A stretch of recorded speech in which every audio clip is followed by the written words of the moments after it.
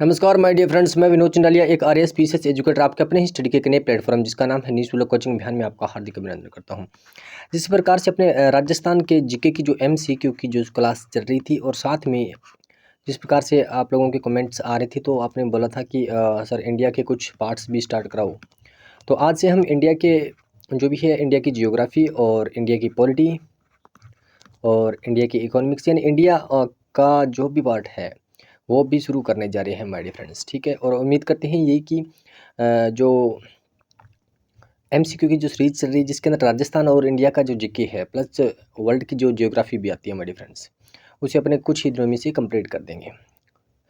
तो जिस प्रकार से आज अपने शुरू करें राजस्थान जो पॉलिटिकल साइंस है सॉरी इंडिया की जो पॉलिटिकल साइंस है उसके अंदर जो जिसका पहला जो चैप्टर है जिसके अंदर राजनीतिक विज्ञान के जो इतिहास के बारे में बताया जाता है, और साथ ही साथ हम 1919 और 1935 के अधिनियम के बारे में अच्छे से अध्ययन करेंगे मेरे फ्रेंड। तो चलिए शुरू करते हैं अपनी क्लास को। देखो, ब्रिटिश सरकार का कौन सा एक्ट जो है वो रेगुलेटिंग एक्ट के नाम से जाना जाता है।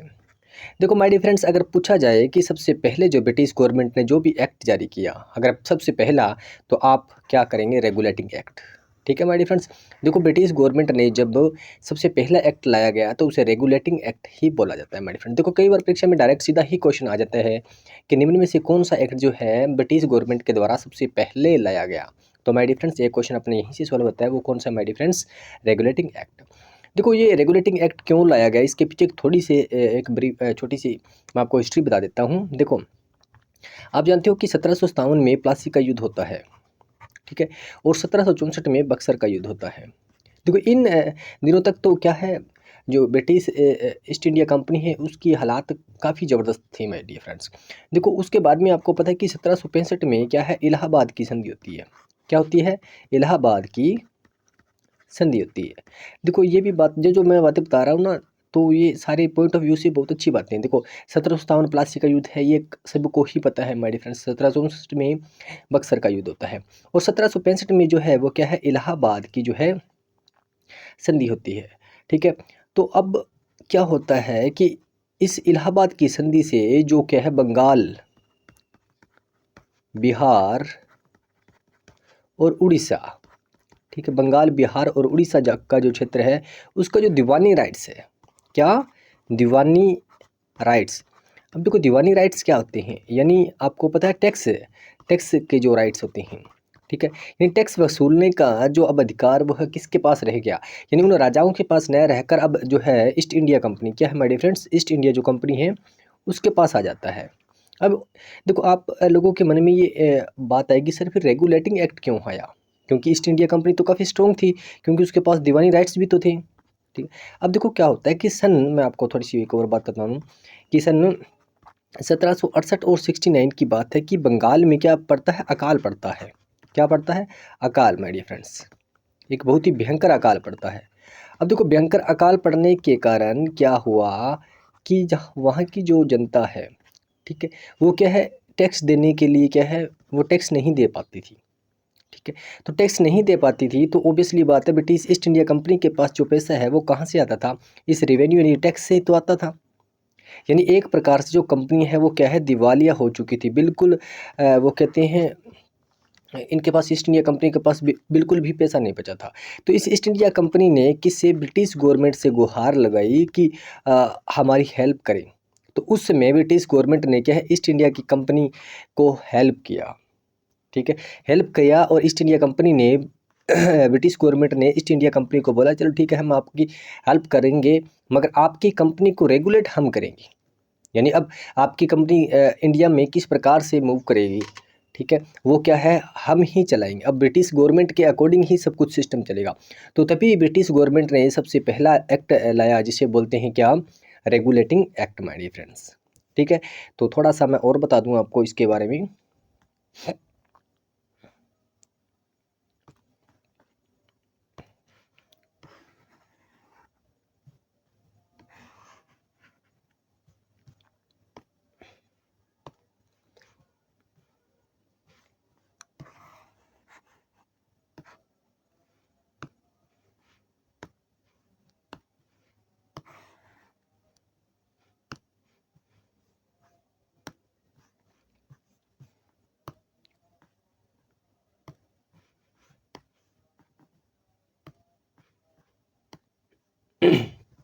तो चलिए देखो, सबसे पहला एक्ट जो है वो क्या है, रेगुलेटिंग एक्ट है माय डियर फ्रेंड्स। ठीक है, अब देखो 1773 का एक्ट जो आपको पता है सबसे पहले आया था, जिसे क्या बोला जाता है माय डियर फ्रेंड्स, क्या रेगुलेटिंग एक्ट बोला जाता है। और एक मैं बात बता दूं आपको कि देखो 1919 और 1935 का जो अधिनियम है उसे अपने अच्छे से पढ़ेंगे, क्योंकि ज़्यादा ये लंबा चौड़ा नहीं है माय डियर फ्रेंड्स। मैं बता दूं कि इसमें से जो आपने अगर 15 से 20 मेन बातें अगर आपको अच्छे से पता है तो क्वेश्चन लगभग हर बार रिपीट वहीं से होता है। और जो मैं बातें आपको बता रहा हूँ उससे क्वेश्चन बार नहीं जाएगा। ठीक है, 1919 और 1935 से। और कुछ कई बार ऐसा आता है कि अपने को क्या है, रेफरेंस तो किसका दे दिया, 1900 और 1935 के रेफरेंस में आपको अच्छे से पढ़ना है। यानी 1919 और 1935 के रेफरेंस में आपको अच्छे से पढ़ना है। और राजनीतिक इतिहास के अंदर मान लो कई बार क्वेश्चन पूछा भी जा सकता है कि दूसरे एक्ट के बारे में पूछा भी जा सकता है। देखो सबसे पहली बात जो ये है कि रेगुलेटिंग एक्ट ही सबसे पहले आया था, जो कब आया था, 1773 ईस्वी के अंदर माय डियर फ्रेंड्स आया था, जिसे क्या बोलते हैं, रेगुलेटिंग एक्ट बोला जाता है। ठीक है माय डियर फ्रेंड्स, इसे अच्छे से नोट कर लेना। और एक रेगुलेटिंग एक्ट के अंदर एक आप अच्छे से एक बात नोट कर लेना, ये कि हाई कोर्ट की स्थापना की गई थी। क्या है, कलकत्ता में, क्या है, कलकत्ता के अंदर सबसे पहले जो है वो क्या है, हाई कोर्ट की स्थापना की गई थी। ठीक है, कब की गई थी, 1774 ईस्वी में। ठीक है, कई बार डायरेक्ट क्वेश्चन ऐसे भी आ सकता है कि कलकत्ता के अंदर जो हाई कोर्ट की स्थापना की गई थी किस एक्ट के द्वारा की गई थी, तो रेगुलेटिंग एक्ट के द्वारा माय डियर फ्रेंड्स। ठीक है, और ये भी बता दूं कि जो इसका अपने जज है, ठीक है, तो वो कौन था माय डियर फ्रेंड्स, तो एलिजा इम्पे। क्या है, एलिजा इम्पे, ये याद रखना क्योंकि एलिजा इम्पे वाला क्वेश्चन आया हुआ है, जो कलकत्ता में ब्रिटिश गवर्नमेंट के द्वारा 1774 में हाई कोर्ट बनाया गया था, तो उसका जो मुख्य न्यायाधीश है, ठीक है, चीफ जस्टिस जो है वो कौन था, तो my dear friends Elijah Impey था। ठीक है माय डियर फ्रेंड्स, ये दो बातें आप अच्छे से नोट कर लेना। और इसके बाद और 1773 एक्ट की एक छोटी सी बात और नोट कर लेना, वो ये है कि बंगाल का जो गवर्नर था, क्या था, जो बंगाल का क्या था, गवर्नर था, अब इस गवर्नर को क्या बना दिया गया, जी बना दिया गया, यानी गवर्नर जनरल बना दिया गया। ठीक है माय डियर फ्रेंड्स, इसे अच्छे से नोट कर लेना कि बंगाल के गवर्नर को क्या बना दिया गया, बंगाल का गवर्नर जनरल बना दिया गया। ठीक है माय डियर फ्रेंड्स, की दो तीन बातें हैं वो अच्छे से नोट कर लेना। अब हम बात करते हैं क्या 1781 के एक्ट। देखो 1773 एक्ट के बाद में आता है क्या, 1781 का एक्ट। ठीक है, अब देखो इससे क्या बोला जाता है, एक्ट ऑफ सेटलमेंट। क्या बोला जाता है, एक्ट ऑफ सेटलमेंट। ठीक है my dear friend, act of settlement. अब देखो सीधा साधा क्वेश्चन आ जाता है कि निम्न में से एक्ट ऑफ सेटलमेंट कौन सा है। देखो 1773 का एक्ट क्या है, रेगुलेटिंग एक्ट है। 1781 का एक्ट जो है वो क्या है, एक्ट ऑफ सेटलमेंट है। ठीक है, ये बात अच्छे से नोट कर लेना। ठीक है, अब बात करते हैं क्या 1784 का एक्ट। क्या है, 1784 का एक्ट। 1784 के एक्ट्स को क्या बोला जाता है, पिट्स इंडिया एक्ट। क्या, पिट्स इंडिया एक्ट। ठीक है माय डियर, देखो इनके नाम आपको जरूर पता होना चाहिए। आपको इनकी अंदर क्या हुआ इस एक्ट के अंदर वो अगर नहीं भी पता है ना, तो कई बार सिंपल क्वेश्चन आ जाए भी, निम्न में से पिट्स इंडिया एक्ट कौन सा है, रेगुलेटिंग एक्ट कौन सा है, एक्ट ऑफ सेटलमेंट कौन सा है, तो वो आपको अच्छे से पता होना चाहिए माय डियर फ्रेंड। देखो पिट्स इंडिया एक्ट के नाम से कौन सा जाना जाता है my dear friend, 1784, 1773 regulating act, ठीक है, और 1781 एक्ट ऑफ सेटलमेंट। ठीक है माय डियर फ्रेंड्स, आप इसके देखो शॉर्ट नोट्स बना के ना, बिल्कुल आप उसको अच्छे से नोट कर लो, ताकि आपको लास्ट टाइम क्या रिवाइज करने में क्या आसानी हो मेरे फ्रेंड। और 1765 का तो कोई एक्ट है ही नहीं माय डियर फ्रेंड्स, आता नहीं है, क्योंकि 1765 में क्या होती है, इलाहाबाद की संधि होती है। ठीक है माय डियर फ्रेंड्स, इसे अच्छे से नोट कर लेना। देखो इसके अंदर मैंने ज़्यादा क्वेश्चन नहीं लेके आया हूँ, कोई 7-8 क्वेश्चन ही होंगे। ठीक है, मगर इसके अंदर जो मैं बातें बताऊंगा ना उसे आप अच्छे से नोट कर लेना। ठीक है, क्वेश्चन उससे बाहर नहीं जाएगा माय डियर फ्रेंड्स। ठीक है, और नेक्स्ट अपनी क्लास जो है वो इंडियन जियोग्राफी करेगी, और साथ में वर्ल्ड जियोग्राफी की भी रहेगी, और राजस्थान की जियोग्राफी की भी रहेगी। डेली आपको अब आज से 3 से 4 क्लासें हैं वो देखने को मिलेगी, अलग अलग सब्जेक्ट वाइज। तो चलिए चलते हैं नेक्स्ट क्वेश्चन की ओर।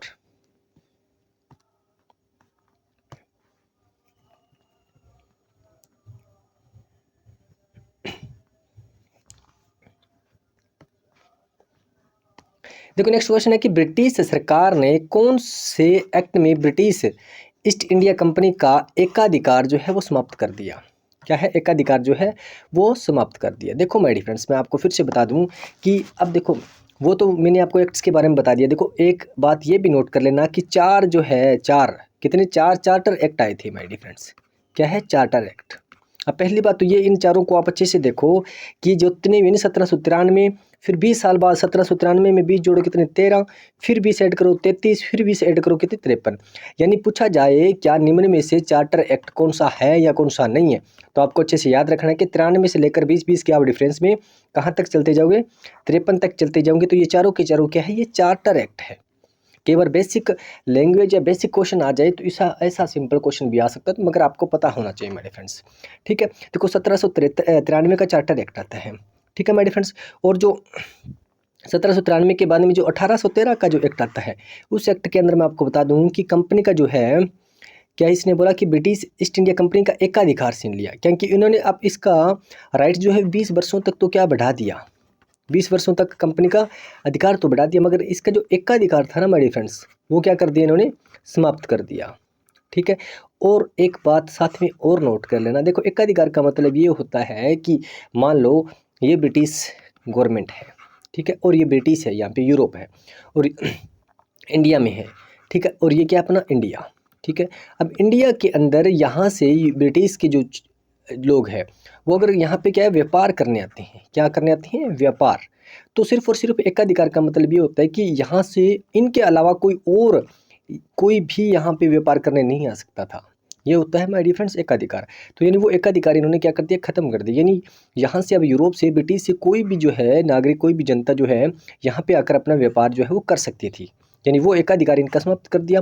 मगर एक बात इन्होंने जारी रखी कि जो चीन के साथ क्या है, चीन के साथ जो ईस्ट इंडिया कंपनी का, चीन के साथ किसका जो है, ईस्ट इंडिया कंपनी का जो क्या था, चाय का, क्या चाय का जो एकाधिकार था वो अभी भी क्या रखा, जारी रखा, क्या रखा, जारी रखा।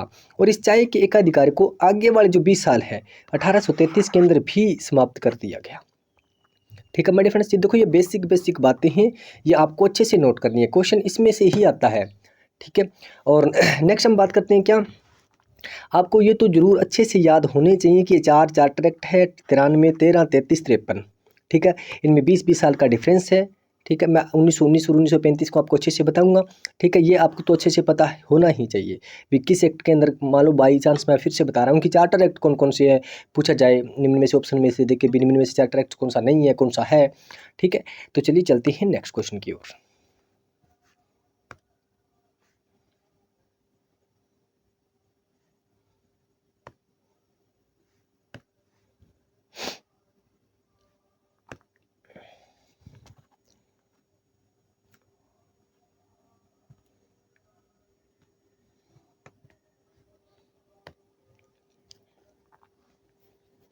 देखो नेक्स्ट क्वेश्चन क्या कहता है अपना, कि नेक्स्ट क्वेश्चन ये कहता है कि मुसलमानों, क्या है, मुसलमानों के लिए पृथक निर्वाचन प्रणाली का प्रावधान कौन सा एक्ट किया गया, कौन से एक्ट के द्वारा किया। देखो यहाँ पे बात हो रही है किसकी, मुसलमानों की पृथक निर्वाचन प्रणाली। ठीक है माय डियर फ्रेंड्स, इसे अच्छे से नोट कर लेना कि मुसलमानों, ये क्वेश्चन आया हुआ है, जो क्वेश्चन बार बार रिपीट हुए हैं ना माय डियर फ्रेंड्स, मैं वो ही लेके आया हूँ।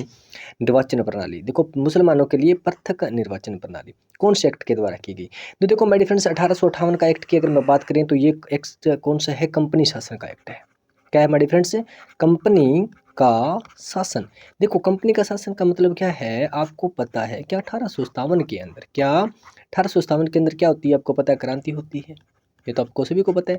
और इस क्रांति के बाद जो ब्रिटिश ईस्ट इंडिया कंपनी क्या है, ब्रिटिश जो ईस्ट इंडिया कंपनी है, ठीक है, इस ईस्ट इंडिया कंपनी का जो पूरा का पूरा जो है हक किसके पास चला जाता है, आपको पता है, शासन यानी ताज के पास चला जाता है। ये तो पढ़ा ना आपने, क्योंकि 1857 के बाद में क्या है, 1858 का एक्ट आता है जिसे बोलते हैं कंपनी का शासन।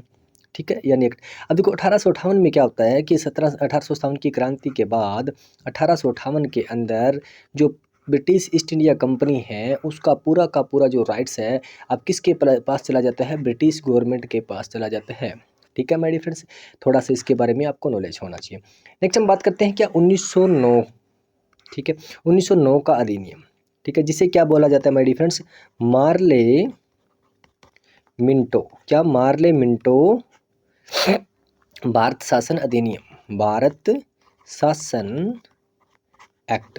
ठीक है, मार्ले मिंटो भारत शासन एक्ट, इसे बोला जाता है कौन से, 1909 वाले नियम को। इस नियम के अंदर, इसी एक्ट के अंदर जो है मुसलमानों को क्या है, पृथक निर्वाचन प्रणाली जो का प्रावधान माय डियर फ्रेंड्स किया गया। इसे अच्छे से नोट कर लेना। ठीक है, अब देखो यहाँ पे दो बात नोट कर लेना, मार्ले और दूसरा मिंटो।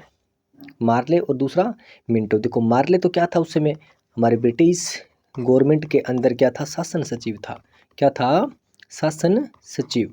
ठीक है। और मिंटो क्या थे, वाइस राय। क्या थे, वाइस राय। ठीक है। और एक बात यहाँ पे ये भी नोट कर लेना, मिंटो को सांप्रदायिकता का जनक कहा जाता है। ये क्वेश्चन आया हुआ है क्या, निम्न में से जो सांप्रदायिकता, क्या सांप्रदायिकता का जनक कहा जाता है, किसे कहा जाता है, तो माय डियर फ्रेंड्स मिंटो को जो है वो सांप्रदायिकता का जनक कहा जाता है। इसके अंदर दो चार बातें हैं वो आपको अच्छे से नोट कर लेनी है। ठीक है। देखो ये 1919 क्या है, मार्ले मिंटो, इसे अच्छे से नोट कर लेना माय डियर फ्रेंड्स। और 1919 के बारे में थोड़ी सी एक बात बता दूं, आगे आपको टोटल की टोटल सारी बातें बता दूंगा। देखो 1919 के अधिनियम को क्या बोला जाता है, मार्टेन्यू चेम्सफोर्ड। क्या, मार्टेन्यू चेम्सफोर्ड अधिनियम। ठीक है, मार्टेन्यू चेम्सफोर्ड अधिनियम। ठीक है, इसे 1919 वाले को ये बोला जाता है, 1919 वाले को तो क्या बोला जाता है, मार्टेन्यू चेम्सफोर्ड, और 1909 वाले को क्या बोला जाता है, मार्ले मिंटो। कई बार सीधा क्वेश्चन आ जाता है, निम्न में से मार्लो मिंटो एक्ट है 1919, 1909, 1800, 1935, ये चारों चारों मान लो ऑप्शन आ जाए, क्वेश्चन आ जाए क्या मार्लो मिंटो जो एक्ट है वो कौन सा है, तो आपको हर एक के बारे में थोड़ी थोड़ी बातें जो है पता होनी चाहिए बड़े फ्रेंड्स। ठीक है। और 1935 का अधिनियम आप जानते हो कि ब्रिटिश गवर्नमेंट के द्वारा सबसे बड़ा एक एक्ट लाया गया था जिसे बोले जाते हैं 1935 का अधिनियम। इस 1935 के अधिनियम के अंदर आपको पता है लगभग क्या नाम उसका 321 आर्टिकल और 10 अनुसूचियाँ थी। 321 आर्टिकल थे और क्या थी, 10 अनुसूचियाँ थी, जिसे अपने आगे पढ़ेंगे। ठीक है मेरे फ्रेंड्स, चलते हैं नेक्स्ट क्वेश्चन की ओर।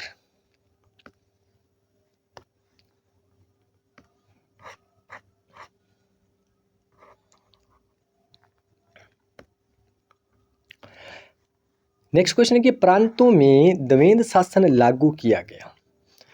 क्या माय डियर फ्रेंड्स, प्रांतों में द्वंद्व शासन, देखो ध्यान से पढ़ना, प्रांतों में द्वंद्व शासन। देखो द्वंद्व शासन क्या होता है, ठीक है। देखो द्वंद्व शासन का मतलब होता है, यानी कोई भी जैसे प्रांत है तो उसके ऊपर हर एक कानून या पर क्या है, दोहरी, क्या है, दो प्रकार से उस काम को बांट दिया जाता है। किसी भी काम को क्या है, दो प्रकार से बांट दिया जाता है, उसे बोलते हैं माय डियर फ्रेंड्स दोहरा शासन। ठीक है, क्या बोला जाता है उसे, दोहरा शासन। देखो इस बात ये तो नोट ही कर लेना, ये तो बहुत बार परीक्षा में पूछा गया, क्या प्रांतों में द्वैध शासन और केंद्र में द्वैध शासन। ठीक है, अगर बात आए ना प्रांतों में द्वैध शासन तो आपको क्या करना है, 1919 का एक्ट। ठीक है, अगर एक केंद्र में द्वैध शासन, ठीक है, तो आपको क्या करना है, 1935 का एक्ट। ठीक है मेरे फ्रेंड्स, इसे अच्छे से नोट कर लेना। प्रांतों में द्वैध शासन की बात आए तो क्या, 1919 का एक्ट, और केंद्र में द्वैध शासन की बात आए तो 1935 का एक्ट। ठीक है, अगर आ जाए प्रांतों में स्वायत्तता, ठीक है, स्वायत्तता का मतलब ये है कि अब प्रांतों में द्वैध शासन को क्या कर दिया, मुक्त कर दिया गया। ठीक है, उसे बोलते हैं क्या, स्वायत्तता। तो वो कौन सा एक्ट है, वो 1935 का एक्ट है। ठीक है मेरे फ्रेंड, देखो पॉलिटिकल साइंस में ज़्यादा टफ क्वेश्चन ये आते हैं, ये इसे ही सिंपल बेस के क्वेश्चन आते हैं मेरे फ्रेंड, ये सिंपल बेस के ही क्वेश्चन है। ठीक है मेरे फ्रेंड्स, इसे अच्छे से नोट कर लेना। और 1926 में आपको पता है ऐसा कोई एक्ट आया ही नहीं था। हाँ, ये बात जरूर नोट कर लेना कि 1919 एक्ट के तहत, क्या 1919 के जो एक्ट है उसके तहत 1926 के अंदर क्या किया गया था, आपको पता है कि 1926 के अंदर लोक सेवा आयोग की स्थापना की गई थी। किसकी माय डियर फ्रेंड्स, लोक सेवा आयोग की स्थापना की गई थी। ठीक है मेरे फ्रेंड्स, देखो मैं क्वेश्चन इसके अंदर कम है, मैं सिर्फ वो डाटा आपको बताने की कोशिश कर रहा हूँ जो इस एक्ट के अकॉर्डिंग जो आपसे परीक्षा के अंदर क्वेश्चन पूछा जाएगा। मैं फिर से बता दूँ, जो जो बातें मैं बताऊँगा आपको उससे बाहर क्वेश्चन नहीं जाएगा, क्योंकि जो है क्वेश्चन जो रिपीटेड होते हैं या फिर जितना पूछ सकता है वो डाटा इसके अंदर सफिशिएंट है, मैंने बता रखा है जो आपको। ठीक है, 1919 और 1935 के अंदर जो जो बातें पूछी जाती है मैं आपको बता रहा हूँ। ठीक है मेरे फ्रेंड्स, ये तो बहुत बार पूछा गया 1919 और 1935 में क्या, प्रांतों में द्वैध शासन और केंद्र में द्वैध शासन, ये तो बहुत बार आ गया क्वेश्चन। अगर प्रांतों में द्वैध शासन की बात आई तो 1919, केंद्र में द्वैध शासन की बात आई तो 1935। ठीक है मेरे फ्रेंड्स, चलते हैं नेक्स्ट क्वेश्चन की ओर। देखो नेक्स्ट क्वेश्चन है कि ब्रिटिश गवर्नमेंट, क्या ब्रिटिश सरकार के द्वारा 1919 के अधिनियम के तहत कौन सा कथन जो है गलत है। गलती जो है कौन सा कथन है? अब देखो 1919 की बातें जो है वो आपको अच्छे से नोट कर लेनी है। मैं आपको फिर से बता चुका हूँ कि 1919 के अधिनियम को क्या बोला जाता है? माटेंगू-चेम्सफोर्ड अधिनियम बोला जाता है मेरे फ्रेंड्स, ठीक है। अब देखो इसमें बोला कि राज्य परिषद के 60 सदस्य और केंद्रीय विधानसभा के 144 सदस्य थे, ठीक है। बिल्कुल सही बात है मेरे फ्रेंड्स। देखो क्या था कि केंद्र में क्या था? केंद्र में द्विसदन, देखो द्वैध शासन की बात नहीं हो रही, ये द्विसदन की बात हो रही है, ठीक है। जिस प्रकार से अपने अब चलता है ना द्विसदन, जिस राज्य में भी द्विसदन है और सेंटर में भी द्विसदन है, आपको पता है। राज्य में द्विसदन क्या है आपको पता है क्या? विधानसभा और विधान परिषद। और सेंटर में क्या है? लोकसभा और राज्यसभा, लोकसभा और राज्यसभा, इसे बोलते हैं द्विसदन, ठीक है। और द्वैध शासन का मतलब ये होता है कि अलग अलग विषयों को, यानी एक तो जैसे डायरेक्ट सीधा सेंटर गवर्नमेंट देखती है, ठीक है, और दूसरा जो है वो वहाँ की जो स्वायत्ता जो गवर्नमेंट होती है वो देखती है, ठीक है। तो इस प्रकार से द्वैध शासन और द्विसदन में थोड़ा सा डिफरेंस है, माय फ्रेंड, इसे अच्छे से समझ लेना। देखो राज्य परिषद में ये क्वेश्चन पूछा जा सकता है कि 1919 के एक्ट के अकॉर्डिंग राज्य परिषद और केंद्रीय विधानसभा थी, ये बात भी अच्छी सी है। तो उसके अंदर पूछा जा सकता है कि राज्य परिषद के अंदर कितने सदस्य थे? तो माय फ्रेंड 60 थे। और केंद्रीय विधानसभा के अंदर कितने थे? 144 थे। और इसके अंदर आप एक बात ये नोट कर लेना कि निर्वाचित दो जो थे वो कितने थे माय फ्रेंड्स? 34 थे। कितने? 34। और फिर बच कितने गए? 16 जो क्या थे? मनोनीत थे। केंद्रीय विधानसभा के अंदर कितने टोटल? 144। 144 जब टोटल होते हैं तो 104 जो है वो क्या है? निर्वाचित हैं। बाकी कितने बच गए? 40 जो है वो क्या है? मनोनीत है। एक एक लाइन इंपॉर्टेंट है हमारी फ्रेंड्स, अच्छे से नोट कर लेना। नेक्स्ट हम बात करते हैं कि लोक सेवा आयोग की स्थापना ली आयोग की सिफारिश पर की गई। बिल्कुल सही बात है। देखो लोक सेवा आयोग की स्थापना मैं अभी आपको बता चुका हूँ कब होती है। लोक सेवा आयोग की स्थापना 1926 में होती है, ठीक है। पूछा जा सकता है कि डायरेक्टली ली आयोग किससे संबंधित है? किससे संबंधित है माय डियर फ्रेंड्स? लोक सेवा से, ठीक है। अब देखो ली आयोग कब आता है? ये आता है 1923-24 की बात है, ठीक है। उन्होंने सिफारिश की थी कि लोक सेवा आयोग होना चाहिए, ठीक है, यानी एक पब्लिक सर्वेंट के लिए, ठीक है। उन्होंने एक आयोग जिसे बोलते हैं ली आयोग, जिसके अंदर आपको पता है आरपीएससी है जिस प्रकार से अपने अब, उस प्रकार से लोक सेवा आयोग की स्थापना जो है वो की गई थी, ताकि वो वहाँ पे गवर्नमेंट कर्मचारियों को की भर्ती करवा सके, ठीक है। माय डियर फ्रेंड्स इसे अच्छे से नोट कर लेना, ली आयोग, ठीक है, 1923-24 के अंदर आता है, ठीक है। माय डियर फ्रेंड्स इसे अच्छे से नोट कर लेना। नेक्स्ट हम बात करते हैं कि इस अधिनियम क्या है? इस अधिनियम के अनुसार वायसराय का कार्यकारी परिषद में 6 सदस्यों, क्या है? इस अधिनियम के अनुसार वायसराय के जो कार्यकारी सदस्य होते हैं ना माय डियर फ्रेंड्स, वायसराय के, तो टोटल कितने? 6 सदस्य थे। तो 1919 अधिनियम में ये बात बोल दी क्या? 3 सदस्य भारतीय होने चाहिए। बिल्कुल सही बात है। क्या है? 3 सदस्य क्या होने चाहिए? भारतीय होने चाहिए, ठीक है माय डियर फ्रेंड्स। अब चौथा क्या है कि केंद्र में द्वैध शासन। देखो मैं आपको बता चुका हूँ 1919 तो ये बोलता है क्या? प्रांतों में द्वैध शासन। क्या माय डियर फ्रेंड्स? प्रांतों में द्वैध शासन। प्रांतों में द्वैध शासन की बात आए तो 1919, केंद्र में द्वैध शासन की बात आए तो 1935, यानी ये वाली बात जो है वो गलत हो जाती है, ठीक है। देखो माय डियर फ्रेंड्स इन ऑप्शन से भी कोई सीधा डायरेक्ट क्वेश्चन भी आ सकता है, आपको प्रत्येक बात अच्छे से नोट कर लेनी है और इससे ज़्यादा क्वेश्चन नहीं पूछा जाएगा, ठीक है माय डियर फ्रेंड्स, इसे अच्छे से नोट कर लेना। चलिए चलते हैं नेक्स्ट क्वेश्चन की ओर। और थोड़ा सा मैं आपको बता दूं क्या द्वैध शासन के अंदर क्या है, थोड़ा सा यहाँ पे नोट कर लो क्या द्वैध शासन, ठीक है। द्वैध शासन के अंदर विषयों को क्या अलग अलग ऐसे बांट दिया गया क्या? एक तो क्या लिख दिया कि आरक्षित विषय, क्या आरक्षित विषय, ठीक है। दूसरे हस्तांतरित विषय, ठीक है, हस्तांतरित विषय। अब देखो पूछा जा सकता है कि आरक्षित विषय में कौन से हैं और हस्तांतरित में कौन से है। अब देखो मैं आपको फिर से बता दूं क्या है जो आरक्षित विषय है ये सीधे वायसराय के अंडर में होते थे, ठीक है हमारे फ्रेंड्स। इसके अंदर जो मेन देखो हस्तांतरित में एक छोटी सी बात नोट कर लेना, लगभग जो सेवा वाले विषय है ना माय डियर फ्रेंड्स, ठीक है, वो क्या है सारे हस्तांतरित में है। कौन कौन से? 2-3 नोट कर लो, शिक्षा है, ठीक है, और चिकित्सा है, और कुछ धार्मिक क्षेत्र के काम भी हो जाते हैं वो इसके अंदर आएंगे माय डियर फ्रेंड्स। और आरक्षित विषय के अंदर कौन कौन से आएंगे माय डियर फ्रेंड्स? देखो वित्त से संबंधित मामले हैं, करों से संबंधित मामले हैं, न्याय से संबंधित मामले हैं, पुलिस आ गया, ठीक है, पेंशन आ गया, सिंचाई आ गया, कुछ इस प्रकार से जहाँ से क्या रेवेन्यू इकट्ठा उसके और कुछ शासन वासन चलाया जा सके, तो वो किस में आता है, आरक्षित विषय के अंदर आता है मेरे फ्रेंड्स। ठीक है, चलिए चलते हैं नेक्स्ट क्वेश्चन की ओर।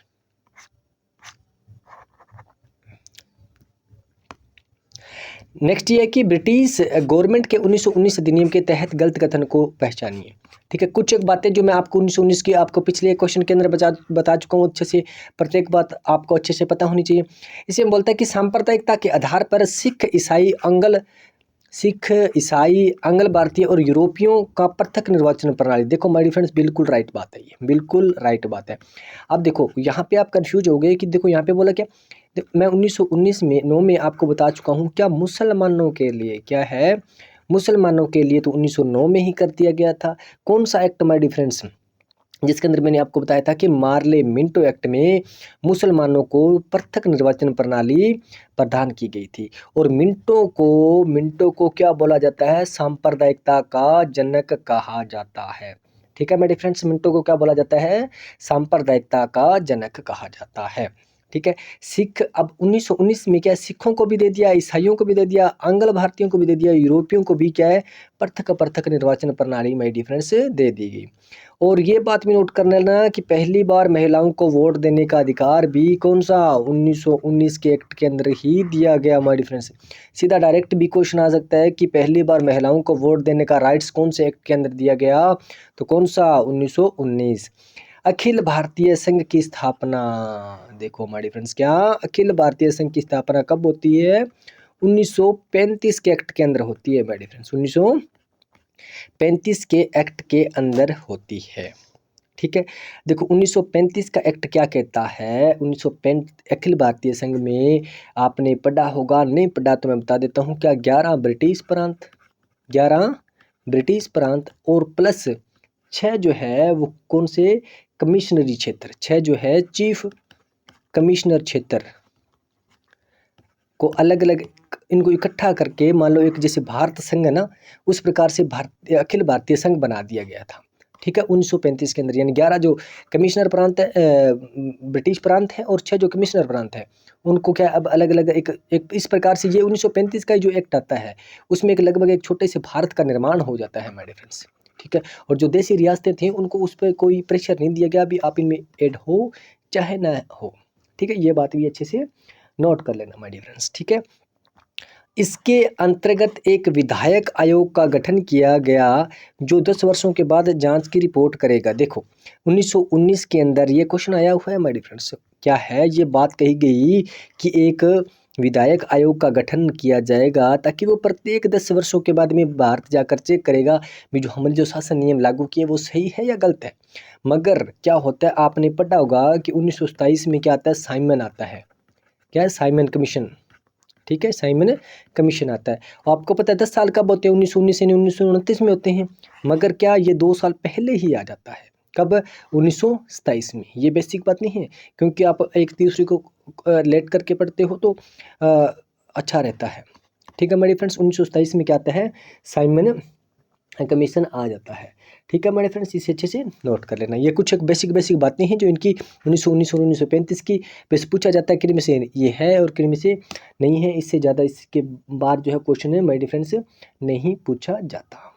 ठीक है माय डियर फ्रेंड्स, अब इसमें आपको फिर क्या गलत लगा, क्योंकि अखिल भारतीय संघ की स्थापना कौन से एक्ट के द्वारा की गई, 1935 के एक्ट के द्वारा की गई। ठीक है माय डियर फ्रेंड्स, यानी जो 3 नंबर है वो क्या है, गलत है, यानी सी अपना ऑप्शन जो है वो राइट हो जाता है। चलिए चलते हैं नेक्स्ट क्वेश्चन की ओर।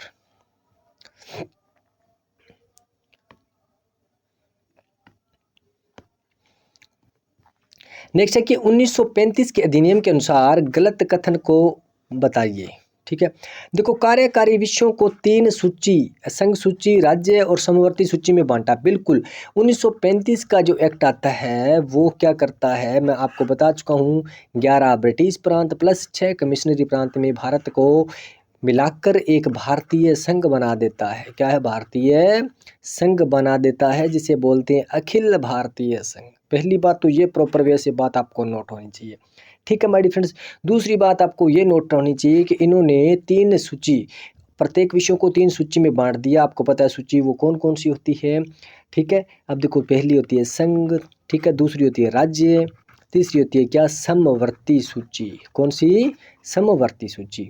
अब पूछा ये भी जा सकता है इनमें टोटल कौन कौन से कितने विषय हैं, तो ये भी लिख लो, संघ में कितने 59, राज्य में कितने 54 विषय, और समवर्ती में कितनी माय डियर फ्रेंड्स 36 विषय थे।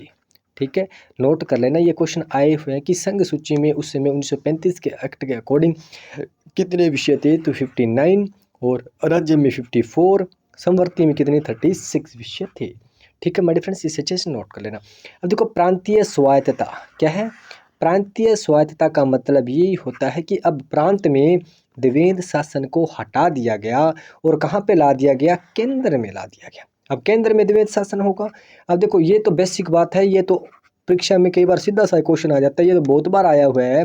क्या 1919 क्या बोलता है, प्रांतों में द्विवेद शासन, और 1935 क्या बोलता है, ये बोलता है केंद्र में द्विवेद शासन। ठीक है माय डियर फ्रेंड्स, इसे अच्छे से नोट कर लेना। आरबीआई की स्थापना, देखो आरबीआई की स्थापना लगभग वहाँ पे 1935 में जो है आरबीआई की स्थापना होती है, और 1935 के एक्ट के अकॉर्डिंग ही। नेक्स्ट हम बात करते हैं संघीय न्यायालय की स्थापना, बिल्कुल सही बात है, 1935 के अकॉर्डिंग ही 1937 के अंदर क्या है, संघीय न्यायालय की जो है स्थापना होती है माय डियर फ्रेंड्स, इसे अच्छे से नोट कर लेना।